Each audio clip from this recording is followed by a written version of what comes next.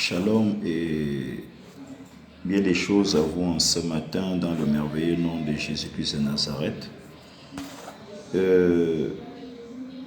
Ce matin, nous parlons particulièrement d'un sujet sur la démonologie, sur le ministère de la délivrance.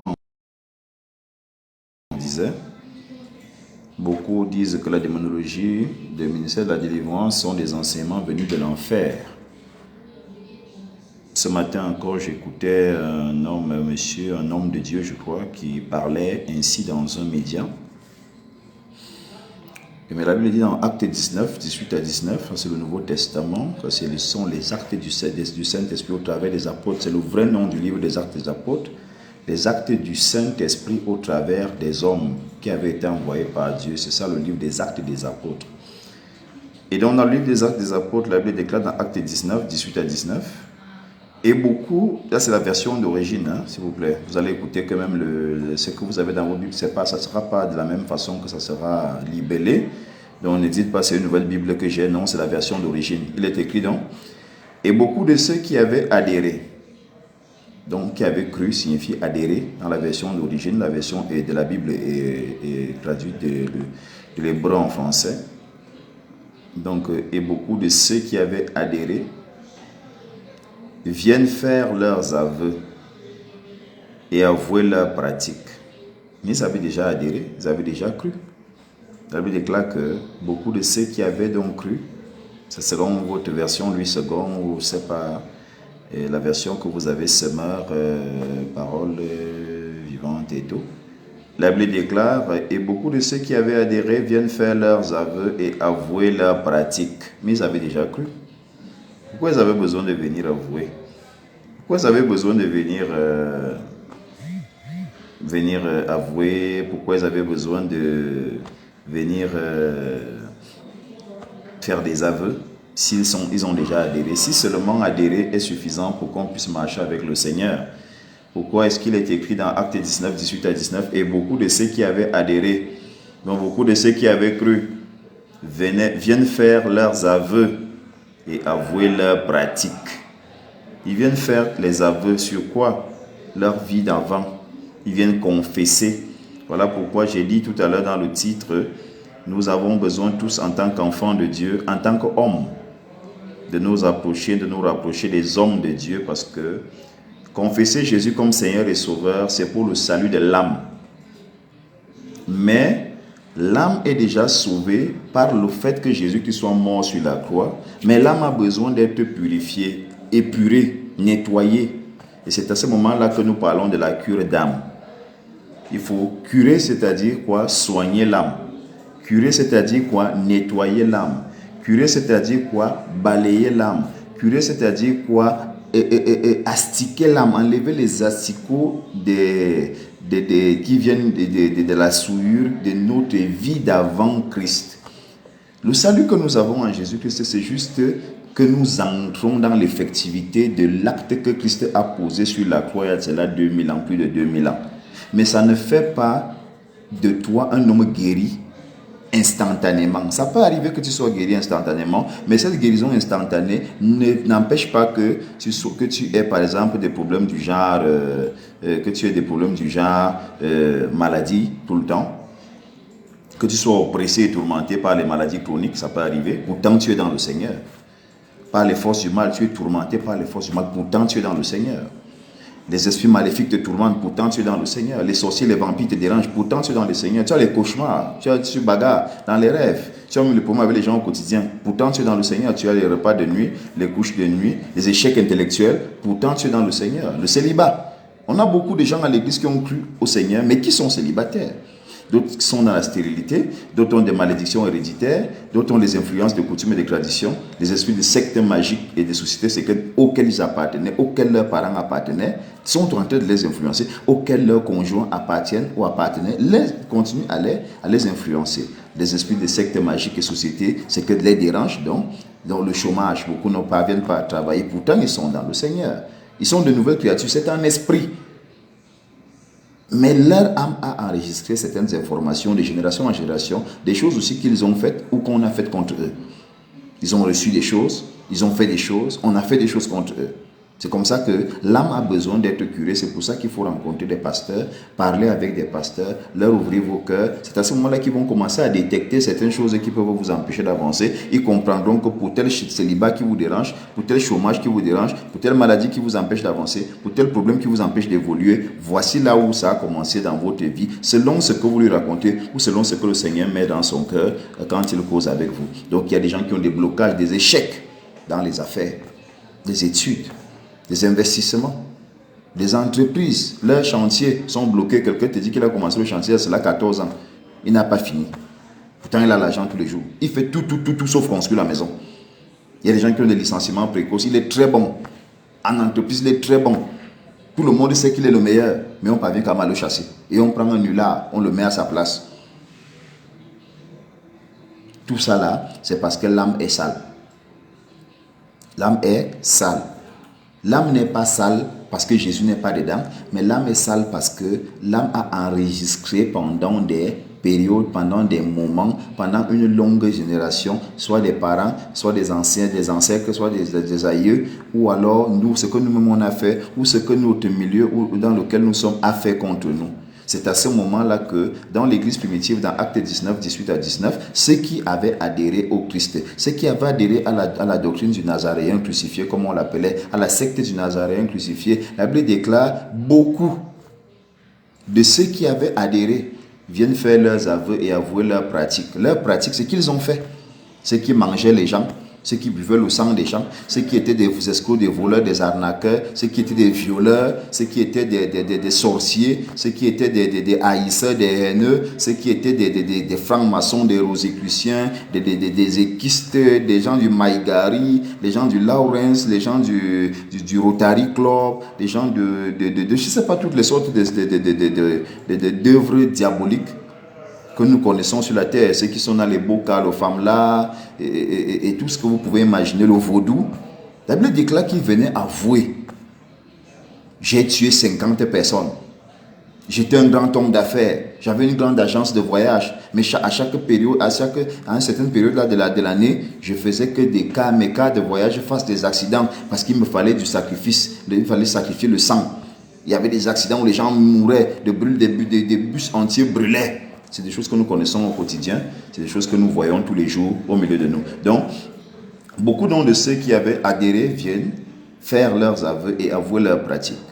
Plusieurs de ceux qui s'occupaient de magie, ceux qui étaient dans la magie, j'étais un ancien guérisseur, j'étais un ancien praticien, j'étais un ancien bombo, un chef traditionnel au village. Nous savons que la tradition implique directement des totems, des esprits des morts, des esprits des ancêtres qu'on va évoquer, qu'on va réveiller. On dit le grand-père est venu me parler, la grand-mère est venue me dire, c'est des bêtises, la grand-mère ne peut pas être Dieu, le grand-père ne peut pas être Dieu. La Bible déclare que les morts n'ont pas de conscience. Alors maintenant, qu'est-ce qui se passe? Plusieurs de ceux qui s'occupaient de magie apportent leurs livres et les brûlent devant tous. Ils les brûlaient. Parce que quand vous venez devant le pasteur, vous allez commencer à dire des choses au pasteur. Il va détecter, discerner dans ce que vous êtes en train de lui dire, qu'est-ce que vous avez fait et qu'est-ce que ça a impliqué dans votre vie, comment faire pour sortir de ça. C'est à ce moment-là que le pasteur, son rôle est utile à l'église. Donc comme je suis assis à l'église, j'attends toujours, tous les pasteurs attendent tous les jours que tu quittes ta maison. Cette affaire qui te dérange dans ton cœur, là, c'est pour ça que tu es au chômage. C'est pour ça que tu as les problèmes. C'est pour ça que tu es toujours malade. Mais tu vas à l'église. Tu n'as jamais remarqué que tu es à l'église depuis là. Les gens viennent y guérir si tu es toujours malade. C'est parce que tu n'as pas encore dit certaines choses. Tu n'as pas encore dévoilé certaines choses. C'est très facile. C'est très facile. Le fait de sortir de ta bouche ce que tu as pratiqué, la délivrance commence par là. La confiance, l'identification de ce que j'ai fait comme mal. Voilà pourquoi beaucoup sont malades. Beaucoup sont oppressés, tourmentés par les maladies chroniques. Toujours malades, toujours malades, toujours malades. Il y a même d'autres que les maladies quittent les endroits pour changer les os, pour aller de l'autre côté. C'était au niveau du tibia, maintenant c'est au niveau du genou. Après c'est au niveau du ventre. Après ça sera la nuque. Après ça sera au niveau de l'œil. Donc ce n'est que ton corps que la maladie a choisi. Non, il y a un problème. Donc vous qui êtes malades, oppressés, tourmentés par les maladies chroniques, par les forces du mal, les esprits maléfiques, les sorciers, les vampires, les cauchemars, les bagarres, les repas et les couches de nuit, par les échecs intellectuels, le célibat, la stérilité, les malédictions héréditaires, les influences des coutumes et des traditions ancestrales, les esprits de sectes magiques et des sociétés secrètes. Vous avez pratiqué, vous étiez dans une secte quelque part, vous voulez déjà vous en défaire, vous voulez sortir. Venez voir les pasteurs, venez à l'église, n'allez pas voir le marabout, ne soyez pas le mal par le mal. Ça, c'est dans l'usage de la chair. Ça, c'est dans l'usage du monde. Mais dans le monde spirituel, on ne soigne pas Satan avec Satan. Donc, ceux qui ont le chômage, tu ne parviens pas à travailler. Pourtant, tu as de bons diplômes. Le chômage, ce n'est pas seulement ne pas avoir le travail. Le chômage, c'est aussi avoir un travail, mais un travail qui te sous-évalue. C'est-à-dire que tu as un doctorat, tu as une licence, tu as une maîtrise, là où tu devrais être comme un cadre, tu es le plancton. Ça, ce n'est pas un travail, ça c'est un chômage. Il y a des gens qui ont des blocages et des échecs dans leurs affaires. Tu as des affaires, ça commence à échouer. Tu as changé même 10 business. Il y a même des prédicateurs qui sont dans ces situations. Parfois, vous côtoyez des gens, on vous dit, le monsieur que vous voyez là, il a déjà mis sur pied 5, 6, 7 entreprises, mais ça finit tout en fiasco. Échec dans les affaires, ça finit tout en fiasco. Le drapeau de ces affaires finit toujours en berne, comme s'il y avait deuil. Ces affaires finissent toujours par tomber dans le deuil. Il a dit que quelqu'un là-bas, il y a des études. C'est toi qui donnes les répétitions à tes amis, vous faites les travaux dirigeants ensemble, c'est toi qui dirige, c'est toi qui organise, c'est toi qui inspire, c'est toi qui répète et tout. Ils réussissent, toi tu échoues. Tout le monde investit dans une activité, toi tu investis dans ça, tu n'as pas, on bouffe ton argent. Même dans les tontines, il y a des gens comme ça, ils sont dans des tontines. Quand ils cotisent pour tout le monde, les gens bouffent, c'est bien. Mais quand son tour de bouffer arrive, les gens commencent à lui raconter des histoires. Donc pour toi, Satan a décidé que tu ne dois rien faire, tu ne dois rien avoir. Investissement.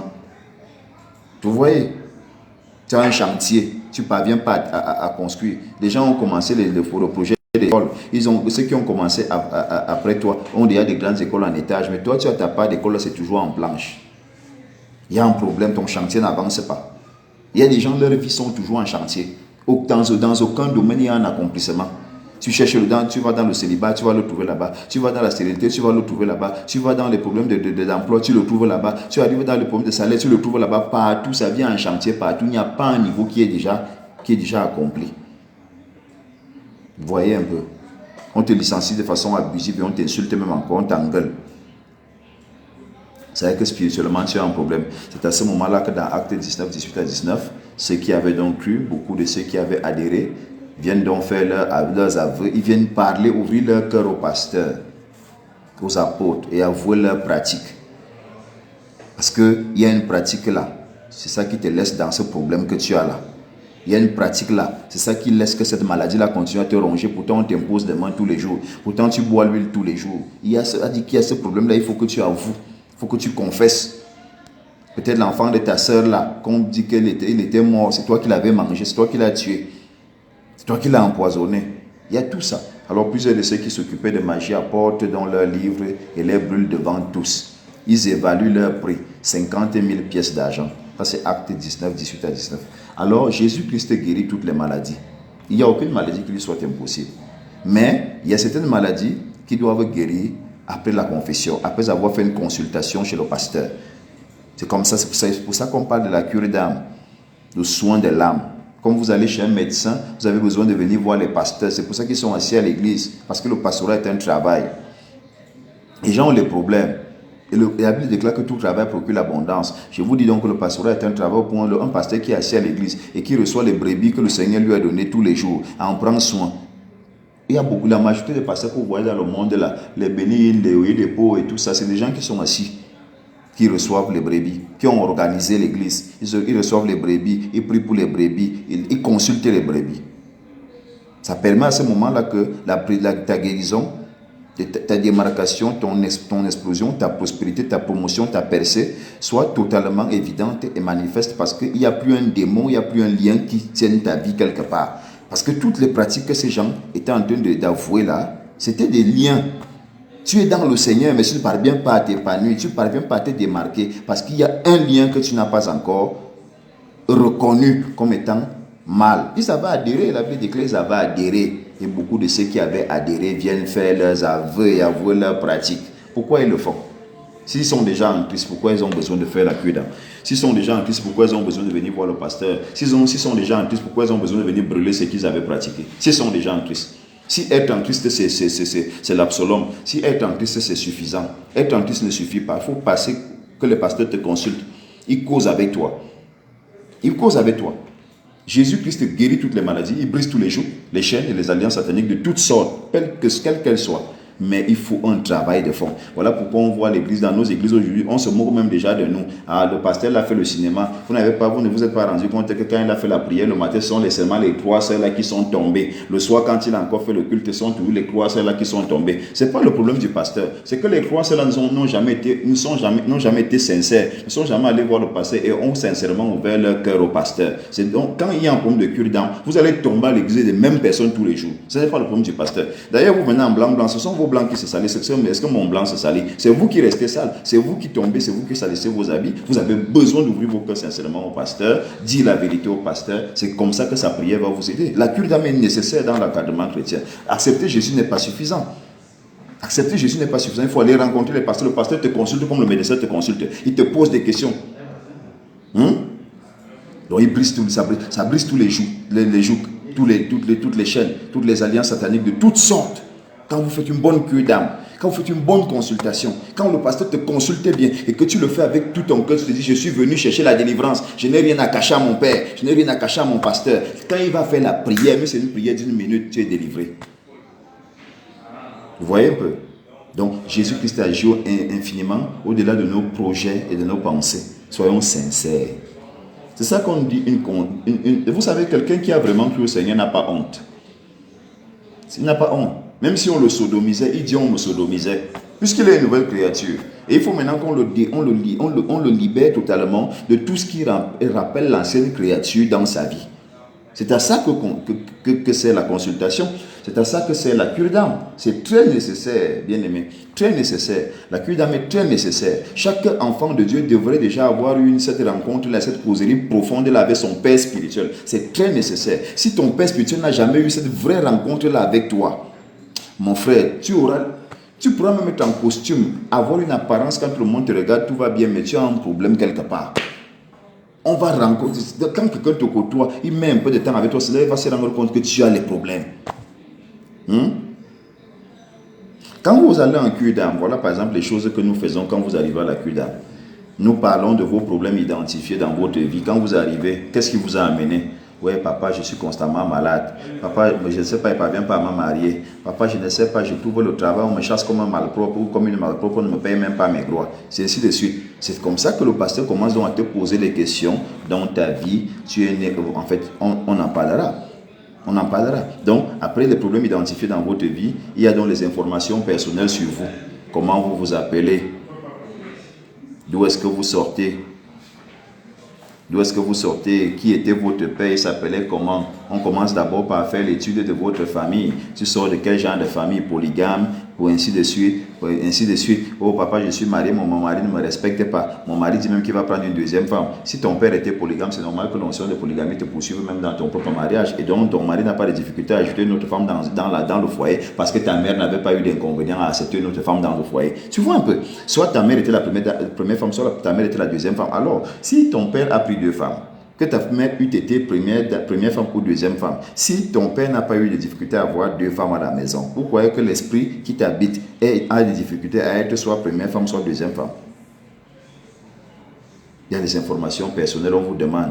On vous pose des questions sur votre propre personnalité. Après, maintenant, il y a les anomalies ou les symptômes actuellement ressentis par vous. Qu'est-ce que vous ressentez à l'instant? Comme à l'hôpital. Comme à l'hôpital. Sauf que nous ne mettons pas la blouse blanche. Oui, mais c'est comme à l'hôpital. Des problèmes spirituels dans votre vie, qu'est-ce que vous avez ressenti comme problème spirituel? Quand on dit problème spirituel, c'est tout ce qui est anormal qui vous arrive. Tout ce qui est anormal. Tout ce qui est inexplicable, mais qui vous arrive. Votre propre exposition spirituelle personnelle, on commence donc à chercher à découvrir dans votre vie qu'est-ce que vous-même vous avez fait. Quelle a été votre vie avant le Seigneur? Dans quoi est-ce que vous vous êtes mis? C'est à ce moment-là qu'on peut découvrir, oh, tu étais un prostitué. C'est là où on peut se rendre compte qu'on t'avait violé tant petite. C'est même un grand-père qui t'avait violé ou bien un monsieur déjà bien âgé. Alors on comprend directement que t'a consacré à une sexualité douteuse. C'est pour ça que tu as, comment je vais dire ça, à 24 ans, tu avais 4 enfants, non à raison d'un enfant chaque année à partir de l'âge de 20 ans. Tu vois des trucs comme ça et puis on commence à voir, waouh, la sœur est dans les soucis. On sait comment activer les prières, comment actionner les prières, comment orienter les prières. Vos caractéristiques personnelles, on étudie tout ça. Des problèmes, des phénomènes étranges que vous connaissez au quotidien, on étudie ça. Des choses bizarres que vous observez dans votre vie, on étudie tout ça avec vous. Les phénomènes anormaux dans votre ménage, par exemple, on étudie tout ça. Votre vie dans la société, comment est-ce qu'elle est, on étudie tout ça. Les phénomènes bizarres avec votre travail, on en parle. L'exposition de vos fornications ou adultères avec et après Jésus-Christ dans votre vie, on en parle. Parce que tout ça peut vous pousser à toujours tomber à l'église chaque fois qu'il y a délivrance. Donc, en ce qui est des informations personnelles, pour ceux qui ont peur de venir voir les pasteurs, on va vous demander votre nom et votre prénom. Et on peut vous demander que signifie votre nom. Par exemple, vous pouvez vous appeler Aou. Et Aou signifie, par exemple, chez nous, les Bétis, la mort. Ou alors, vous pouvez vous appeler Nyem, chez les Bassa, qui signifie toujours la mort. Ou vous pouvez vous appeler Kwedi chez les Douala, qui signifie toujours la mort. Alors, si tout est mort dans votre vie, rien que de par votre nom, vous pouvez comprendre que votre nom connote déjà la mort et attire la mort dans tout ce que vous faites. Vous avez accouché 3 fois, par exemple, et tous les enfants, vous avez eu des morts-nés, par exemple. Pourquoi? Parce que votre nom, c'est Aou. Ton nom signifie quoi? Ekberle, si tu t'appelles par exemple Ekberle dans la moquerie, c'est donc un sujet de moquerie partout, tout le monde se moque de toi. De par ton nom, quel qu'il soit en Swahili, qu'il soit en Lingala, qu'il soit en Eton, qu'il soit en Ewondo, qu'il soit en Baoulé, qu'il soit en espagnol, en allemand, en hébreu ou en chinois, que signifie ton nom? Si ton nom signifie quelque chose de diabolique ou de satanique ou de misérable ou de ridicule, ce n'est pas une surprise que cette chose-là amène des répercussions de ça dans ton histoire et dans ta vie. On va te poser les questions, la résidence et l'adresse. On peut te demander ta boîte postale, téléphone, parce que c'est ça qu'on appelle le suivi. Tout comme quand vous arrivez à l'hôpital, par exemple, vous avez un cancer en phase terminale et on vous dit votre prochaine visite, c'est le 16 du mois prochain. Le docteur a déjà enregistré ça de telle sorte que le 16 du mois prochain, si vous ne venez pas, on vous appelle pour vous rappeler que vous aviez un rendez-vous. C'est la même chose avec la consultation chez le pasteur. C'est ça le suivi des âmes. C'est ça le suivi des âmes. Suivre une âme, c'est faire ce travail. Votre numéro de téléphone, votre profession. Votre profession, ce n'est pas pour vous demander la dîme. Oui, ce n'est pas pour vous demander la dîme. Mais c'est pour savoir qu'est-ce que vous faites. Ça permet aussi au pasteur de voir si vous avez évolué. Parce que quelques temps après, il faudrait bien que si votre profession était ménagère, avec un BPC, que dans peut-être 1 an, 2 ans, que profession soit peut-être élève gendarme. Donc ce n'est pas des informations dans le but peut-être de vous exploiter ou de vous escroquer, mais c'est de voir comment est-ce que vous évoluez. C'est avoir un dossier complet concernant toute brebis à l'église. Votre sexe, votre âge, votre position familiale, vous êtes premier-né ou dernier-né, on doit savoir tout ça. Ça va aider le pasteur à comprendre votre vie et votre situation. Votre situation matrimoniale, mariée, divorcée, ainsi de suite, veuf, et tout, on doit savoir. C'est ça la cure d'âme, c'est ça la consultation chez le pasteur. On doit savoir le nombre d'enfants que vous avez, le nombre qui sont vivants, le nombre de morts parmi vos enfants. Est-ce que vous êtes né de nouveau? Vous êtes né de nouveau quand? Vous êtes né de nouveau où? Vous êtes né de nouveau comment? Parce que ça permet même aussi de savoir si acte 19, 18 à 19, là, ça s'applique à vous. Parce que vous pouvez venir voir le pasteur, mais vous n'êtes même pas encore enfant de Dieu. C'est aussi une prérogative du pasteur que de vous conduire dans le Seigneur. Donc en fait, ce court message, dans ma page Facebook Apôtre Angela Magny officiel, c'est pour encourager les gens qui souffrent, qui traversent ces difficultés, à ne pas toujours chercher à aller s'asseoir dans la foule dans l'église, mais à mûrir l'idée d'aller rencontrer le pasteur dans un à un, dans un 1 contre 1, dans un face à face. Ça permet au pasteur de mieux connaître la brebis qui est à l'église, de mieux connaître ce frère qui veut marcher avec le Seigneur. Ça permet au pasteur de pouvoir aider cette personne qui est dans les problèmes, païen soit-elle, mais qui veut la main de Dieu dans sa vie. Ça permet que nous puissions donc vous aider, ça permet que nous puissions être efficaces dans le suivi. Si vous avez par exemple des problèmes de polygamie, sortez d'une famille polygamique comme je disais tout à l'heure, combien de femmes votre père avait, et ainsi de suite. Et ça permet de savoir et tout. Hein, et avec combien elle a divorcé, parce que vous pouvez aussi avoir un esprit de divorce. C'est dans toute l'histoire de votre vie, avant même qu'on implique le Saint-Esprit, le discernement des esprits, d'après les questions qu'on vous pose et vos réponses que vous donnez, ça permet déjà qu'on ait une vue panoramique de qu'est-ce que vous représentez réellement, spirituellement. C'est après que le Seigneur peut dire, bon, ok, par rapport au divorce, là, ton père divorçait parce qu'il y avait eu ceci dans sa vie, parce qu'il y avait eu cela dans sa vie, c'était une malédiction de ceci, c'était une malédiction de cela. Le Saint-Esprit inspire, le Saint-Esprit édifie comme ça, mais le Saint-Esprit ne peut jamais le faire si à la base vous ne vous êtes pas levé, vous n'êtes pas allé vers le pasteur pour qu'il vous consulte. Et quand vous arrivez en consultation, effectivement, quand vous dites au pasteur, au médecin, je ne me sens pas bien, depuis là j'ai mal au cou, je ne sais pas ce qui m'arrive et tout, il commence à vous poser les questions. Vous dormez bien? Vous dormez assez? Ah bon? Vous dormez à quelle heure? Et vous vous levez à quelle heure? Il vous pose ces questions pour comprendre. Nous aussi à l'église, nous avons un lot de questions, je veux dire des livrets de questions pour chercher à comprendre la sœur, le frère, monsieur, madame, papa, maman qui est devant moi, voici réellement ce qui lui arrive. Donc, que Dieu vous garde, qu'il vous inspire, qu'il vous révèle ces choses au-delà de ce que j'ai pu dire, parce que je n'ai pas le monopole de la connaissance, que le Saint-Esprit vous éclaire, qu'il vous édifie, qu'il vous ouvre davantage les yeux à comprendre la nécessité de la consultation chez le pasteur, la nécessité du soin de son âme, que nous appelons la cure de l'âme, le soin de l'âme, la pureté de l'âme, le lavage de l'âme, la propreté de l'âme, l'astication de l'âme, la purification de l'âme afin qu'on soit devenu blanc. Qu'on soit devenu blanc. C'est quand on est blanc maintenant qu'on peut réellement écrire sans avoir peur de perdre ce qu'on a écrit, la bénédiction, la gloire, le progrès, la percée, l'élévation, la santé, le mariage, les enfants, les voyages, les promotions de tout genre, la construction des maisons, l'achat des voitures et même dans les voitures, avoir l'assurance qu'on ne va pas faire d'accident. Parce qu'il y a des gens qui ont reçu à l'église des véhicules qui les ont tués. Parce qu'ils n'étaient pas libérés des liens de leurs âmes. Ils ne sont pas passés à la consultation, ils n'ont pas eu un suivi intégral. On n'a pas fait un skimming, on n'a pas fait un scanner de leur personne tout entière, de la tête jusqu'aux pieds. Alors il a reçu un véhicule, et le même véhicule a fait l'accident et il en est mort. Il a eu un enfant, parce qu'il était stérile, il est venu à l'église. Il a eu un enfant, et cet enfant, parce que les liens sont toujours pleins en la personne, Dieu lui donne un enfant, cet enfant commence à le battre, le taper, l'insulter publiquement, voler l'argent, aller voler dehors. Pourtant, la bénédiction de l'Éternel ne s'ensuit d'aucun chagrin. Donc, il faudrait qu'on aille se faire consulter chez le pasteur et Dieu va nous donner des délivrances parfaites.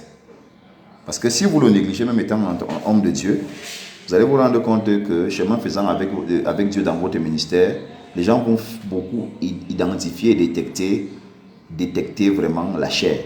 Beaucoup de gens justifient souvent, oh, tel homme de Dieu était impudique, tel homme de Dieu. Est-ce qu'il y avait déjà la cure d'âme à leur époque, qui les suivait dans la prière? Mais la Bible déclare ici dans le Nouveau Testament, dans notre église que nous tenons aujourd'hui et que nous gérons aujourd'hui, la Bible déclare dans Actes chapitre 19 que tous ceux qui avaient cru, les hommes de Dieu dans la Bible, Samson et consorts, que vous citez, oh, il était tombé, mais la Bible le cite comme un modèle dans Hébreu, et ainsi de suite et consorts, qui les suivaient dans la cure d'âme. Leur pasteur s'appelait comment?